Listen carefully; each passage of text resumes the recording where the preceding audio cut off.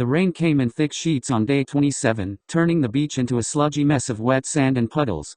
The final five, Shego, King Boo, Jerry, Lois, and Cosmo, huddled beneath the sagging remnants of the shelter, soaked but not freezing. The storm was relentless, yet warm, making it somehow both miserable and bearable. Lois grumbled, wringing water out of her soaked shirt. Even the weather is against me. I swear this island is trying to drown us. May as well take myself out now. Cosmo was attempting to build a rain shield using banana leaves and an old buff, but it mostly collapsed on top of him, which earned a chuckle from the group. Even Shego smirked. Despite the storm, the game couldn't pause. Shego and Jerry took a quick walk along the shoreline, well, more of a trudge, to talk without the others overhearing. The fog gave them privacy. Shego started the conversation quickly while the rain had paused. We gotta talk fast. What do you want? Jerry wrung out his jacket, and jumped into strategy quickly. While he didn't trust Shego, and wanted her out as soon as possible, he had to continue the front of being her ally. You and I found a mutual target last night and voted together. Why not do it again? Do we just vote Lois next unless she wins? Shego shook her head no. That doesn't make sense. Lois is desperate for allies right now. I think we go Cosmo. Take out the chaos. Jerry nodded. I know he's hard to pin down. But Cosmo? He's no threat unless the jury votes with a randomizer. 1 minute he's strategizing, the next he's feeding crabs imaginary jelly beans. They shared a laugh, but it was laced with tension. Both knew they were circling the endgame, and had to posture themselves up to win. Back at camp, Lois sat with Cosmo, both trying to stay under the driest part of the shelter. A curious seagull landed nearby, staring at them with unsettling confidence. Cosmo stared back. Do you think he's here to vote? Lois chuckled to herself, tossing the bird a soggy coconut chunk. Then, lowering her voice, she leaned in.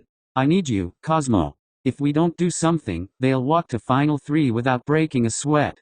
I've never voted for you, and never want to. We have to start taking out these threatening players.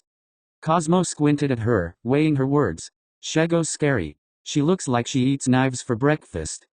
Lois shook her hair out while talking. If we don't take her out now, we won't get another shot. Boo's playing his idol next tribal. So one of us needs to win immunity. Otherwise we just vote Jerry. What do you say, Cosmo? Cosmo hesitated. I don't want to make anyone sad at the vote. But I love friends. We can call our alliance Lomo. Lois extended her hand for a handshake, which Cosmo accepted. Let's go win the million, and make them jealous. Lois smirked, knowing her social game could save her despite being on the bottom. A little later, while Jerry was gathering palm fronds, King Boo gestured for his attention with a sharp, ghostly ahem. The rain made speaking quietly impossible, so the two resorted to an improvised form of sign language. Boo mimed a crown, pointed at Jerry, then formed a little explosion with his hands. Jerry raised his brows. You're saying, make a big move? Against Shego? King Boo nodded. Then he mimed burying something, followed by a wide grin and thumbs up, clearly referring to his hidden idol still waiting in reserve. Jerry gave a slow nod, intrigued. He didn't know if he could trust Boo, but the ghost was making moves. And anyone willing to take out Shego was someone Jerry wanted to vote with. Mid-afternoon, tensions exploded. Lois, already fed up with the rain, snapped when she caught Jerry rummaging near her bag. Looking for something. She barked. I wasn't. Jerry started to fumble over an answer, but Lois was on fire. You think I'm dumb, Jerry? That I don't know you've been running around to everyone playing a giant game of telephone? You're poaching allies by playing all sides.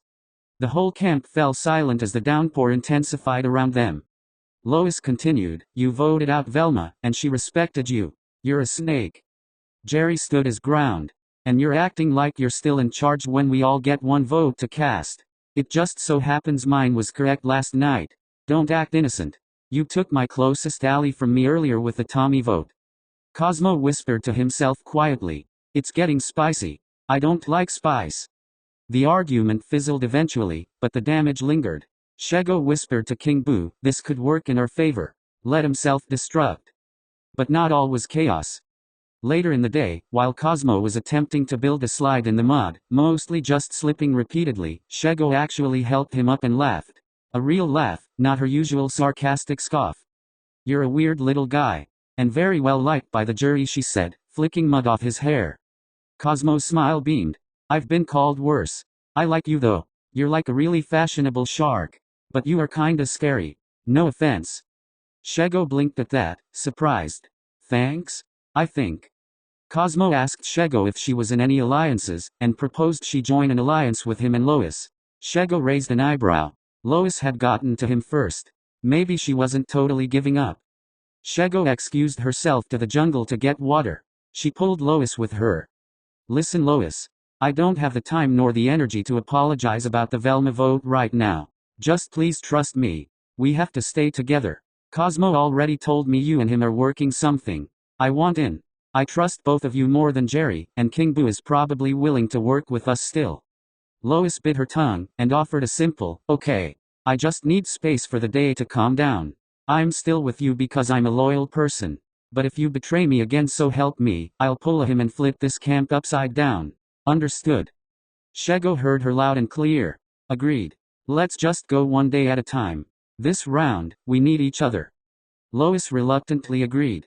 Well, while we're trying to cooperate, you should know Jerry's targeting you. And you know I can't stand him. Boo will probably vote with us.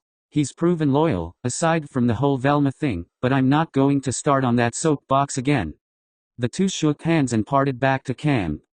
Meanwhile King Boo tossed around his idol, internally debating plans. He watched Cosmo making stick houses for ants in the background, and then it hit him. Cosmo was totally loyal to him. If Cosmo is on the jury, he would almost certainly vote for King Boo to win. Boo's eyes narrowed upon the sudden realization. Suddenly the specter had a whole new route he wanted to take. Time to get to work. By sundown, the storm finally began to break. The fire crackled again, though only after King Boo had to dry out the flint using a dry patch under his cape. All five sat around the flames, eyes flickering with thoughts and plans. During conversations about home, King Boo leaned over to Jerry, telling him Cosmo had to go. Jerry nodded, but was confused by the change of heart. He signaled they would catch up tomorrow. Everyone knew the next vote would define the endgame. Everyone had a plan, each hoping they could get the numbers. But before any plans could be locked in, they'd have to know who won the next immunity. Day 28 dawned with golden skies and a light sea breeze, the kind of tropical morning that felt like a gift after the chaos of yesterday's storm. The final five arrived at the challenge beach ready to give it their all. Jeff Probst stood on the sand, grinning with his usual enthusiasm. Welcome Final Five. Today's challenge is all about memory, stamina, and focus. You'll swim out 100 meters to a floating platform, where you'll uncover a grid of 12 unique symbols. Memorize it, because once you swim back to shore, you'll need to recreate it exactly on your own stand. First to complete the grid correctly wins immunity and a 1 in 4 shot at the title of sole survivor. The players took their positions, and Jeff sent them off. Survivors ready, go. With a splash, everyone launched into the surf. Well, almost everyone. Cosmo, ever enthusiastic, leapt forward in what was supposed to be a graceful dive but instead landed flat with a thunderous belly flop. He yelled, "Ow! My dignity!" and he fell face first in the shallows. Cosmo has left the chat, Shego deadpanned, not breaking her stride as she powered through the water. Despite his dramatic start, Cosmo caught up quickly. All five reached the platform in a tight cluster, panting and dripping as they flipped up the lid to reveal the grid of symbols, a seashell, a snake, a moon, a key, a bone, a crab, and so on. They started to commit it to memory, panting from the difficult swim. King Boo floated eerily still, his face unreadable. Jerry muttered the sequence aloud under his breath, mouthing moon, bone, fish, shell, like a prayer. Shego just stared with hawk-like focus, her eyes flitting between rows. Lois tapped her fingers against the side in rhythm, creating a mnemonic beat. Cosmo was whispering to himself and possibly the seagulls. Jerry was the first to jump back into the water, panicking the others into joining him. All five raced back to shore. This time, Cosmo dove cleanly, earning a sarcastic cheer from Shego. On the beach, 5 identical stands awaited them, each with 12 empty slots, and a stack of symbols. Shego was first to start placing tiles, confident and rapid. Jerry followed, never second-guessing a piece he laid down. Lois started strong, but midway through she paused, clearly forgetting one of the middle tiles. Cosmo took a different approach entirely. I don't remember where anything goes, but I do know seashells are funny, so they go in the middle. Bold strategy, Jeff said, not even trying to hide his grin. King Boo was methodical, floating eerily behind his stand, placing pieces without hesitation. But then, after 7 tiles, he paused, visibly conflicted, and swapped the fish and the anchor 3 times in a row. The final stretch came down to Shego and Jerry, both with 11 tiles down and visibly sweating. Shego glanced once at Jerry's stand, he noticed and laughed. Shego smirked and snapped down her 12th tile. Jeff jogged over, inspected, and raised his hand. Shego wins immunity. She exhaled sharply and smirked, arms in the air. Let's go. As the tribe gathered their things and prepared to head back to camp, the atmosphere shifted, the laughter fading behind the weight of tonight's vote.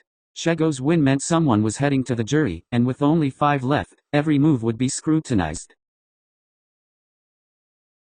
After Shego's fierce win at the final 5 immunity challenge, the group shuffled back into camp under a blazing sun, sweat and strategy dripping from every pore.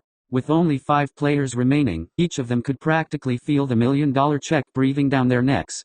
Shego, now safe from elimination, didn't waste a second basking in her victory. She dropped the immunity necklace near the fire pit and raised an eyebrow.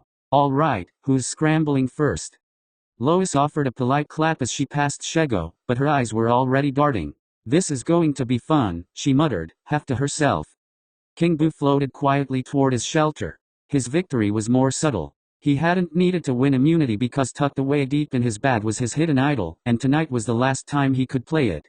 His plan was working perfectly. With his ally Shego winning immunity, he could simply play his idol on himself, win the final 4 immunity, and take 2 players to the end who he could beat. Meanwhile, Cosmo had managed to misplace the flint. Again.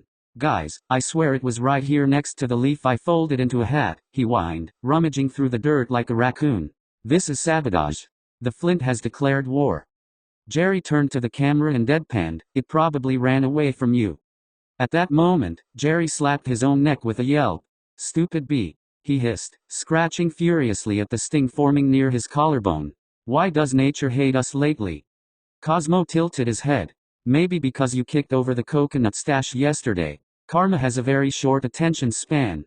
While chaos brewed around camp, Lois and Jerry took a quiet walk along the beach under the guise of gathering firewood, though their arms stayed suspiciously empty. Shego safe, Lois whispered. I'm just gonna assume you're voting for me, Jerry. Unless you want to go for Cosmo. Well, Boo's playing his idol. So my options are limited. Jerry replied, rubbing his bee sting. He will definitely play it. Should we try to pull a vote split? Jerry immediately shook his head no. Not enough numbers. It's 5. If Boo plays it, and we vote him, then one of us goes home unless. He trailed off. Lois sighed. Then Cosmo. He's more of a liability than a threat, Jerry said. But he's easier to beat at Final Tribal than Boo. Lois nodded. Cosmo is likable. But if Boo makes it to the end, he definitely wins. Back at camp, Cosmo and King Boo were having an oddly serene bonding moment. The two sat beneath the shade of a leaning palm tree, watching a crab shuffle sideways near their feet. You ever think about what you'd do if you won? Cosmo asked, eyes wide. King Boo turned slowly, voice echoing as he spoke. I'd build a haunted roller rink. Full of ghosts. And disco music. That's beautiful. Cosmo said, wiping a tear. They bumped fists. Well, Boo's ghostly wisp of a hand and Cosmo's actual one. King Boo continued along with his act of pretending to be allied with Cosmo, but it was all for the sake of winning. As Cosmo floated away, Shego approached Boo to affirm their alignment. So, we just go Jerry tonight, right? Boo thought for a moment and forced his best fake smile to Shego. Of course. If anything changes, I'll let you know. You're my closest ally, Shego.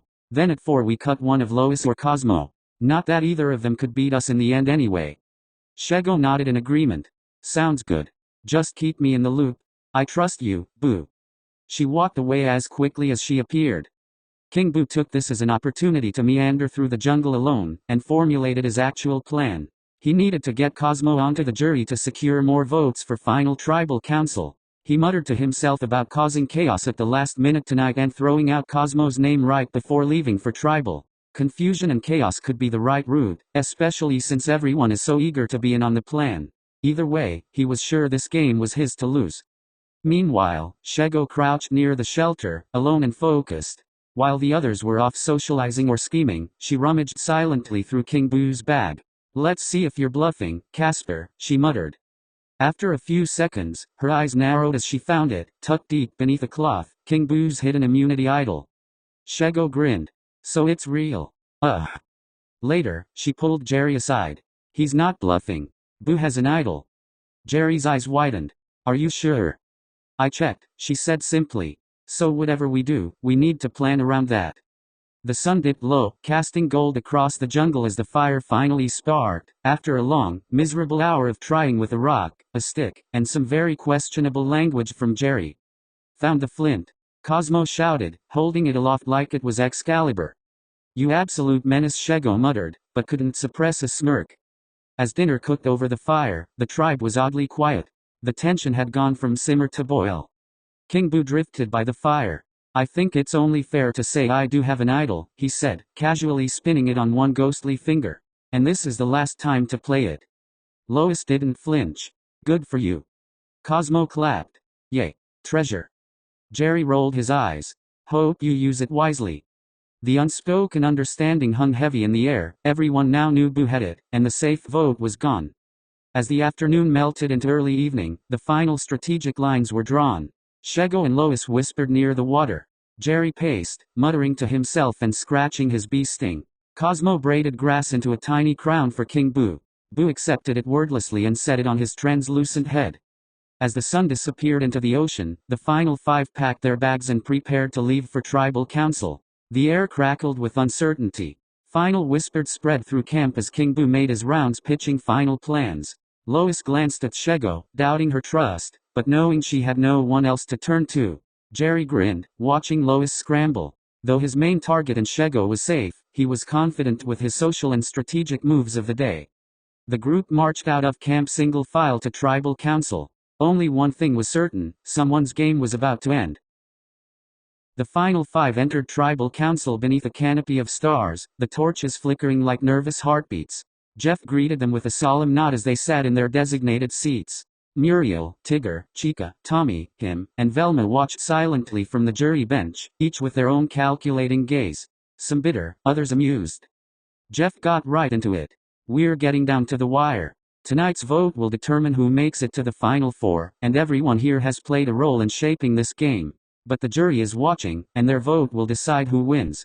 So let's talk about jury management. Has that been on your mind? Lois spoke up first. Of course. I've been thinking about that since the merge. I don't want people to just respect what I've done. I want them to understand why I did it. That's the difference between being a villain and a strategist. Unfortunately for me, I haven't had much room for that. So I've played more socially and been selective with where I put my trust. Plus I've been loyal, and I think the jury sees that. I've made real relationships with people here, but it's hard to play strategically when you're constantly on the bottom. Jerry scoffed lightly and spoke up. That's rich, coming from someone who's made more backroom deals than a used car salesman. Lois rolled her eyes. Better to sit this one out, Jerry. You pitch yourself to every player every round and flip with the wind. Jerry giggled, admitting Lois is right. While that may be true, I've played the game I've had to after losing all of my allies. It's hard playing against a firm majority. My closest allies were ripped from me at the start of merge. I've had to scramble to stay in this game a lot more than some others. Lois nodded in agreement. You're right about that one. Jeff smirked. Fair point, both ways. Boo, how about you? King Boo floated slightly above his seat, his eerie aura glowing. I don't think I've betrayed anyone who didn't already plan to betray me. My jury management is about respect. I made moves, and I didn't need to explain them in the moment. Jeff raised an eyebrow. And that idol? Without a word, King Boo reached into his ghostly form and slowly, dramatically, pulled out the hidden immunity idol. He held it up for everyone to see. Shego laughed, clapping once. There it is. Cosmo's eyes widened. Is it chocolate? King Boo gave him a deadpan look. No, Cosmo. It is not chocolate. It's the same one I've shown 100 times. Cosmo frowned, sad at the thought of not having chocolate. Jeff nodded. Well, that clears up the mystery. King Boo, this is the last time you can play it, assuming it's real. Will you? Boo remained silent, slipping it back into his incorporeal cloak. Oh, Jeff, I'm playing it. But on who? We'll see. He glanced around as all players had their eyes locked on him. Jeff let the silence sit, then leaned forward. All right, let's pivot. It's been 28 days. You've fought hard. But tell me, who doesn't deserve to be here? That cracked the lid off the tension. Cosmo raised his hand instantly. I'm not gonna say me, but if anyone else says me, I might cry. Jerry gave a tired smile. Cosmo, you've been more helpful as comic relief than anything else. You've stumbled through challenges, set fire to our tar, and don't get me started on the flint. Jeff interjected. What happened to the flint? Shego quickly and sarcastically replied. It grew legs and walked off, Jeff. Twice. The group laughed. Cosmo pouted before defending himself. The flint and I are working through some things. Shego chimed in again. If we're being honest, I think a couple of players here have floated just enough in everyone's good graces to never catch heat, which is exactly why they're dangerous. But it's hard to judge danger levels of an alley. It's tricky to know what is considered deserving. I think we're all playing hard, and all deserve to be here. Just don't ask me that question when I'm angry. Lois released a deep breath. I've made every vote count. Most of us have. You want someone who doesn't deserve to be here? I'd say Jerry. He's been more reactive than proactive. Jerry stiffened. Please. I've played a better social game than anyone here. I was pulling strings from day one. Boo cut in with a ghostly hiss. You were a pawn in the first half. You became useful in the second. Big difference. Jeff raised a hand. All right. This isn't final tribal. Let's save some of the fire. But I do want to ask one more question before we vote. He looked directly at Shego. You're the only one safe tonight. How does that affect how you're voting? Shego grinned. It's beautiful. For once, I get to decide who goes home without worrying about scrambling. I'm using that power wisely. Jeff turned to the others. Anything else to say before we vote? King Boo leaned over to whisper to Jerry. All eyes darted over, but Boo faced forward silently after a few short sentences. Cosmo shrugged. Can I vote for myself if it means I get snacks back at Ponderosa? The jury chuckled. Jerry sighed. Let's just get this over with. He leaned over to Lois to whisper a plan Boo had just pitched to him. Lois nodded and turned back to Jeff. And with that, the tribe rose to vote, one by one disappearing into the torchlit jungle to make a choice that would send someone to join the growing jury. Jeff returned, urn in hand. If anyone has a hidden immunity idol and would like to play it, now would be the time to do so. Immediately King Boo floated forward. My time has arrived. Last time I played one of these, it was a waste. But I'm not going home yet. I'm playing this on myself, of course. He floated the idol up to Jeff, and handed it over. Jeff analyzed the idol, and announced any votes against King Boo would not count. After a moment of silence, the vote reveal began. First vote. Jerry. Jerry didn't flinch. Second vote. Jerry. King Boo and Jerry made eye contact and squinted, trying to tally votes in their heads. Boo turned to look at Lois, whose eyes were locked on the voting papers. Next vote. Cosmo. That's 2 for Jerry, 1 for Cosmo. Cosmo gasped dramatically, and tears welled up in his eyes. Shego and Lois turned to look at each other suspiciously. Fourth vote. Cosmo. That's 2 votes for Jerry, 2 votes for Cosmo, and 1 vote left. The final 5 sat silently in anticipation. Muscles tensed up as the final parchment was pulled. Shego and Boo both glared at Lois, but Lois refused to turn her head. She knew it was down to her vote. The 14th person voted out of Cartoon Survivor Season 1, and the next member of our jury. Jerry. Jerry's head dropped. Lois and Shego smiled to each other, trying to hold back their glee. King Boo rolled his eyes while consoling Cosmo. His plan had failed. Jerry approached Jeff and turned to say his final words. Well team, you got me. I played hard. I played dirty. It just wasn't enough. I look forward to voting for a winner. Just know I'm voting for the best player, and don't intend to be a bitter juror. Good night, and good luck. And with that, he turned to Jeff. Jerry, the tribe has spoken. Jerry turned and left the final 4 humming happily, as Jeff sent them out for the night. Only one more vote to cast before the jury takes control. Best of luck, final 4. Head on out. Good night.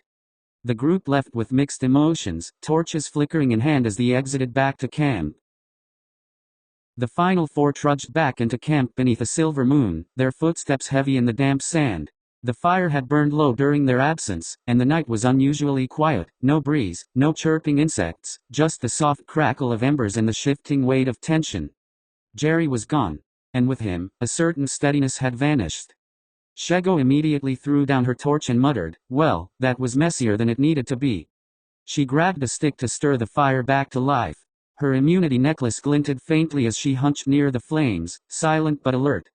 King Boo, unbothered, floated a few inches above the ground as he smugly announced, "Well, that was dramatic. I do love a bit of flair."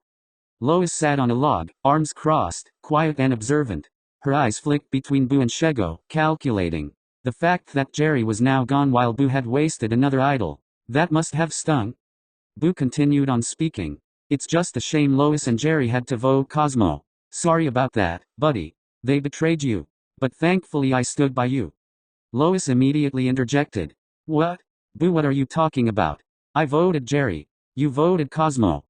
Cosmo, meanwhile, was surprisingly subdued. "I thought Jerry was my buddy. But I guess not. I'm all in with you guys now." His voice was tentative. He looked around for reassurance but got none. Shego mouthed to Lois asking who the second Cosmo vote was. Lois pointed to King Boo, mouthing that he tried to get her to flip too. It was clear to them both that Boo was no longer trustworthy after trying to flip a vote out of nowhere, and now trying to frame Lois for it. There was an edge in the air. No longer were they just trying to make it to the next vote. Now, they were each picturing themselves sitting at the final tribal council, counting votes. Each alliance, real or not, was under scrutiny. King Boo floated closer to Shego and whispered just loud enough for the others to hear, "They're going to turn on us next." Shego didn't respond, but her eyes didn't leave the fire.